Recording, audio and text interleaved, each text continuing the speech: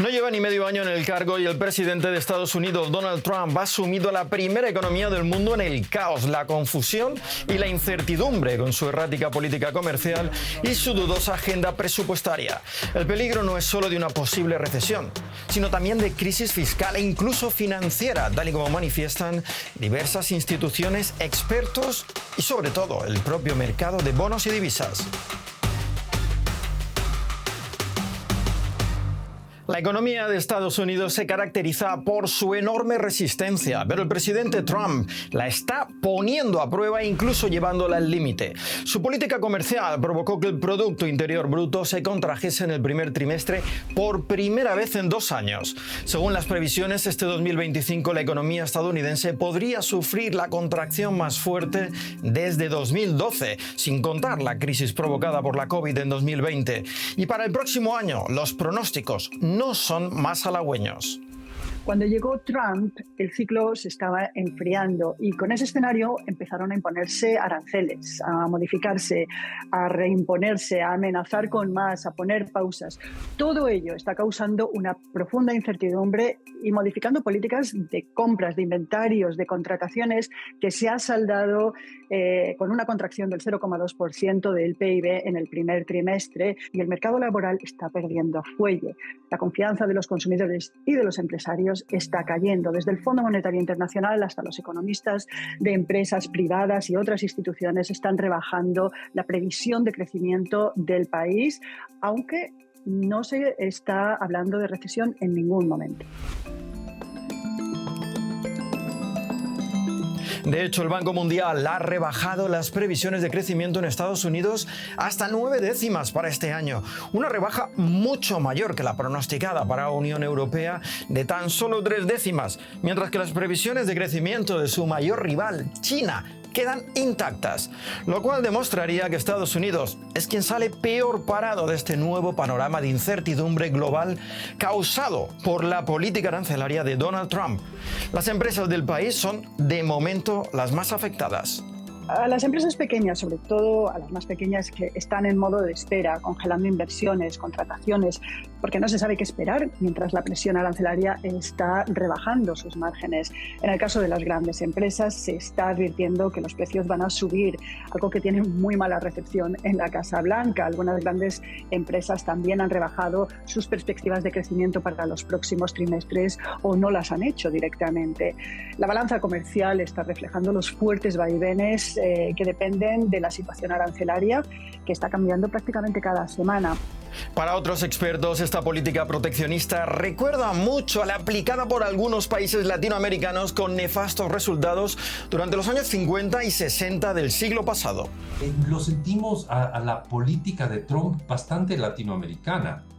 O sea, en Latinoamérica en los años 50, 60, 70 implementó una política que se le conoció como sustitución de importaciones, muy inspirada en la escuela cepalina, pero el objetivo era poner altos aranceles a los productos importados para de esa manera fomentar la industria local.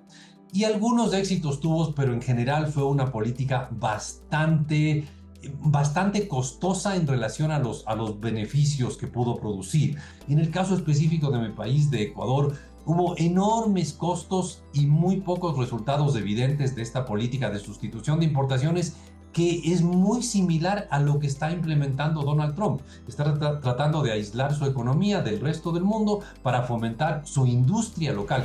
Y a pesar de esta negativa experiencia ya sufrida en Latinoamérica, la política arancelaria no es lo que más preocupa a los expertos y economistas. Los niveles de deuda de Estados Unidos están alcanzando niveles récord, con la excepción una vez más del año de la pandemia.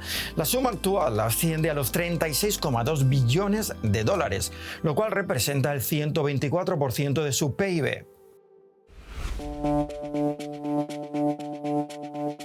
Según Jamie Dimon, presidente de JP Morgan, la deuda federal rondará el 30% para finales de esta década y entonces se abrirá la puerta a una crisis fiscal.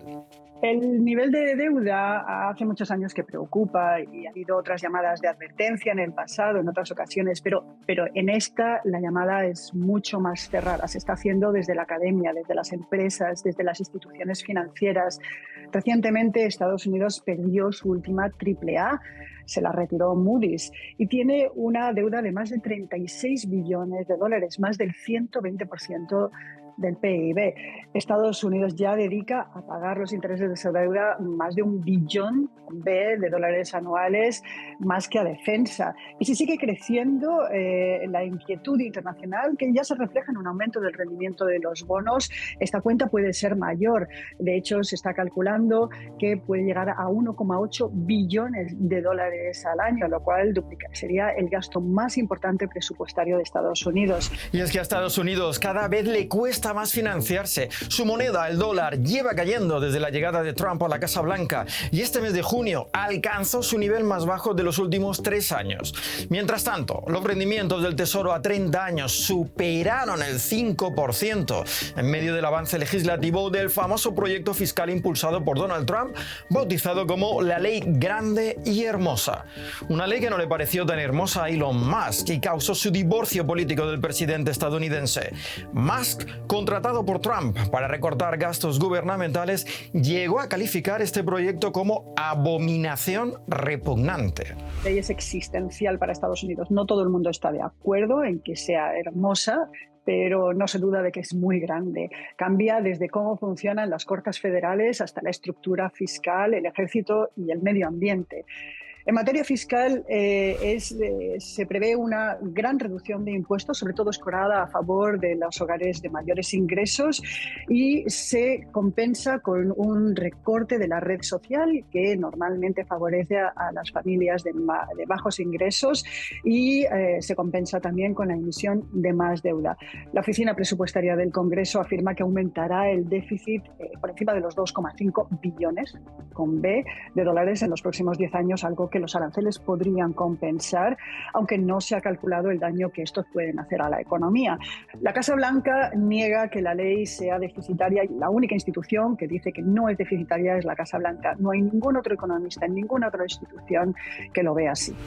De hecho, y de nuevo, Elon Musk afirmó que de salir adelante esta ley iba a llevar a Estados Unidos a la bancarrota. Pero los expertos no creen que la sangre vaya a llegar al río y esperan que, al igual que como ha sucedido con muchos aranceles, el propio mercado haga rectificar a Donald Trump. Soy un poco optimista porque creo que los mercados financieros, los mercados de bonos internacionales van a disciplinarlo a Donald Trump.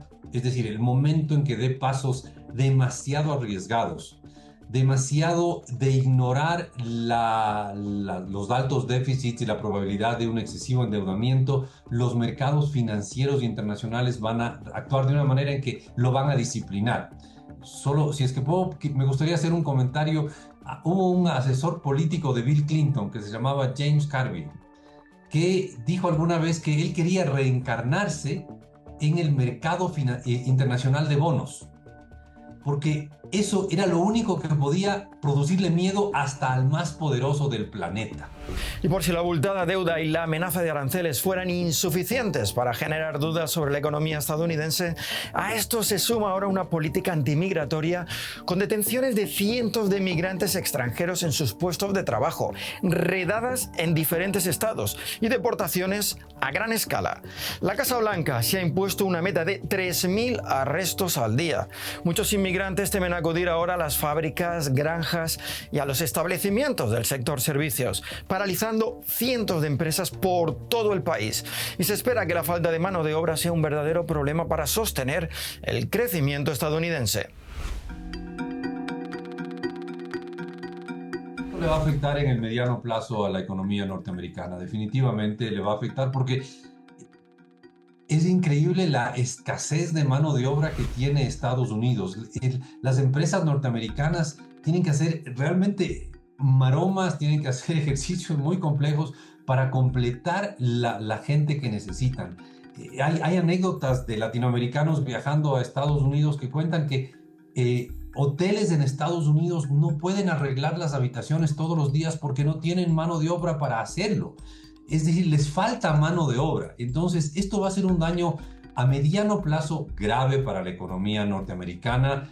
Y algunos estados en Estados Unidos están flexibilizando el trabajo adolescente que raya en el trabajo infantil por la sencilla razón de que no hay quien haga esas labores. Y las detenciones en la frontera, muchas de ellas arbitrarias, y no solamente de migrantes latinos, sino también de turistas canadienses o europeos, le están pasando una enorme factura al sector turístico de Estados Unidos, uno de los pilares de su economía que representa el 9% de todos los ingresos del gobierno y emplea 20 millones de trabajadores. Cuando se está hablando de turismo, estamos hablando de 3 ejes: fear, frustration and friction. Temor, frustración y fricción. Canadienses, mexicanos, europeos, incluso los australianos están cancelando sus planes de vacaciones en Estados Unidos y no están viniendo como otros años justo por estos factores. La situación de la inmigración, con los cierres de fronteras nacionales de una docena de países, las cancelaciones de visados y el mensaje que se está mandando desde Estados Unidos no favorecen a una de las naciones que tradicionalmente ha estado más visitada de todo el planeta. Se espera que el consumo de los visitantes extranjeros caiga este año en 12.500 millones de dólares. La Organización de Turismo de Nueva York cree que este año habrá un 17% menos de turistas extranjeros y se teme que 2026 no sea mejor. Las aerolíneas están reorganizando sus vuelos y el sector hotelero espera un impacto muy negativo en este año. De hecho, a finales del año pasado, las principales aerolíneas estadounidenses se frotaban las manos anticipando un año 2025 de boom turístico y de récord de viajes transoceánicos. Sin embargo, la publicación en medios de varias detenciones fronterizas, el veto a estudiantes extranjeros impuesto por Trump a algunas universidades como Harvard o simplemente la mala imagen que proyecta el gobierno de Estados Unidos en estos momentos han causado un giro de 180 grados en las proyecciones del sector. Desde enero, los títulos de Delta Airlines han caído en torno a un 40%. El batacazo en bolsa ha sido incluso peor para American Airlines, que se hundía casi un 50% en Wall Street. Y las acciones de United Airlines se dejaban un 35% en lo que va de año. Aranceles, deuda, mano de obra, turismo son tan solo algunos de los factores que están poniendo en jaque a la mayor economía del planeta y por ende el crecimiento global. Todas las instituciones económicas y empresas de Estados Unidos contienen el aliento cada vez que Donald Trump se encuentra frente a un micrófono. Y por ello, el desenlace y las consecuencias de todas estas cuestionadas medidas son tan impredecibles como las propias declaraciones del presidente estadounidense. ¿Qué piensan ustedes? ¿Surgirá efecto la política económica de Donald Trump?